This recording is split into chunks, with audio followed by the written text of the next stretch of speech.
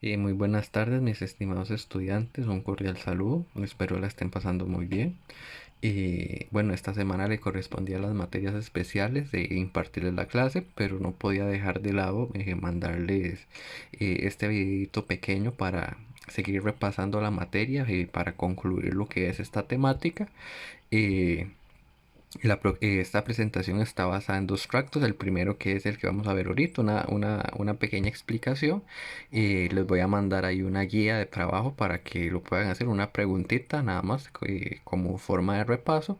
Y la próxima semana nos vamos a reunir en la videollamada en donde vamos a terminar de ver ya toda la parte dinámica de todo lo que fue Egipto, Grecia, Roma, etcétera. Vamos a empezar.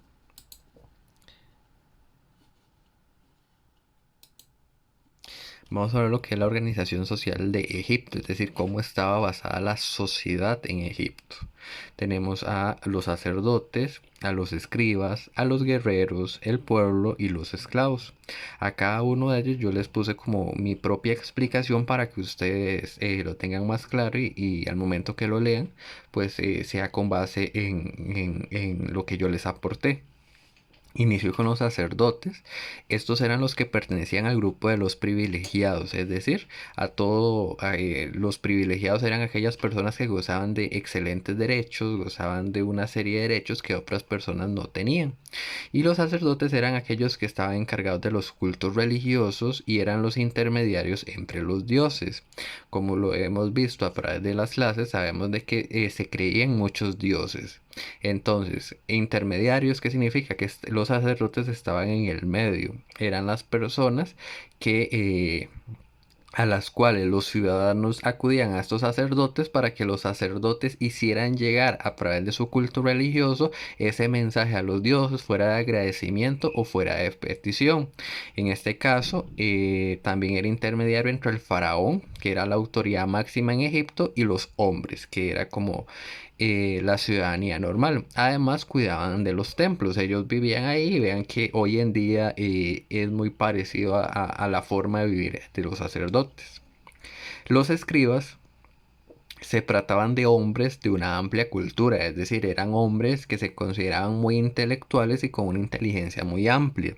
Estos se encargaban de administrar el país, es decir, de vigilar toda la parte de construcciones, preparar a los soldados para el ejército, es decir, en todo su entrenamiento, así como cobrar los impuestos y llevar la contabilidad de los productos agrícolas que ellos recibían. Recordemos que acá se practicaba lo que era la agricultura y muchas veces una forma comercial era el intercambio. Entonces los escribas, como eran considerados los más inteligentes, eran los que se encargaban de vigilar toda la parte económica, por así decirlo, de Egipto.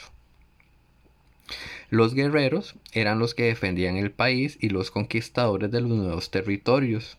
En este caso los guerreros eran aquellos que en caso de algún tipo de guerra, en caso de algún tipo de conflicto, eran los que se tiraban a la calle, por así decirlo, para defender a su pueblo, y también eran aquellos que conquistaban aquellos nuevos territorios que ellos descubrían o trataban de invadir. Según los méritos, estos podían recibir esclavos o tierras como recompensa. Entonces, de acuerdo a la defensa que daban, es decir, si triunfaban al momento que defendían su país o adquirían nuevos territorios, cada uno de estos guerreros recibían esclavos que les iban a servir a ellos como tal, o también se les brindaban tierras como recompensa para que ellos pudieran desarrollarse en estas tierras o en estos terrenos, por así decirlo. El pueblo se trataba del grupo social más numeroso, es decir, de toda la ciudadanía, y lo conformaban todos aquellos agricultores, artesanos y comerciantes, es decir, aquellos que realizaban esas actividades comerciales dentro de Egipto. En este caso, todos estaban obligados a pagar impuestos de acuerdo a sus actividades, a servir como soldados, siempre que hubiese guerra, y a entregar el diezmo, aunque fuesen tiempos de malas cosechas. ¿Qué quiero decir con esto? Que independientemente de que hubiera mala cosecha o que independientemente que las ventas estuvieran malas, ellos estaban obligados a pagar el diezmo. Si no pagaban el diezmo, se veían como personas rebeldes. Y ahí es donde venían los castigos, porque si nos devolvemos un poco, ¿a quién le daban todo esto? Los escribas eran los que estaban a cargo de vigilar que todo esto se hiciera. Y acá es donde se ve la injusticia, que el pueblo siempre fue el que más dio para mantener a aquellos que más tenían. Es decir, esos grupos privilegiados vivían a cuestas del pueblo. Porque aunque ellos eran agricultores, artesanos y comerciantes, eran los que aportaban y le daban sentido a la organización social. Sin embargo, eh, al ser los grupos que más aportaban, eran los grupos que menos tenían, porque prácticamente tenían que entregarlo todo. Y el diezmo era una forma religiosa obligatoria de tener que pagarlo. Y los esclavos, por último, eran los prisioneros de guerra o los hombres que habían sido comprados en el mercado extranjero.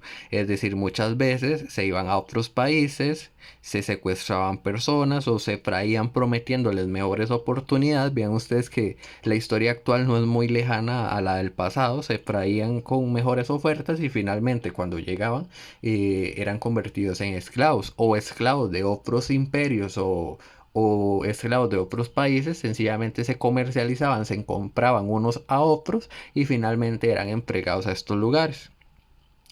¿Para qué eran utilizados? Ellos tenían que servir a las clases privilegiadas en los trabajos más duros, es decir, aquellos trabajos que fueran más duros, estos esclavos tenían que servir y con una paga sumamente mala.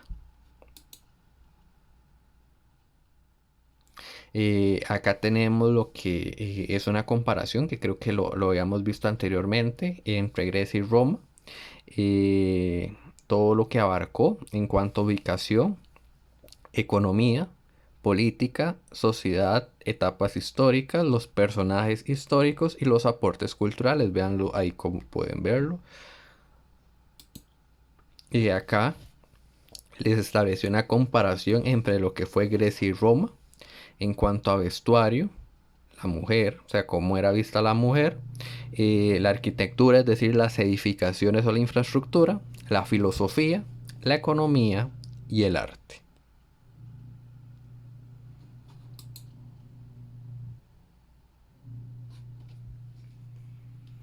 Entonces espero que este va a ser como la primicia de la clase virtual de la próxima semana, lo que es el concepto de democracia. Eh, Vemos que viene de la parte de Grecia como su origen, pero no vamos a adelantarnos. Los espero la próxima semana, espero la estén pasando bien y a responder la pregunta que les voy a plantear. Cualquier consulta que tengan, con mucho gusto.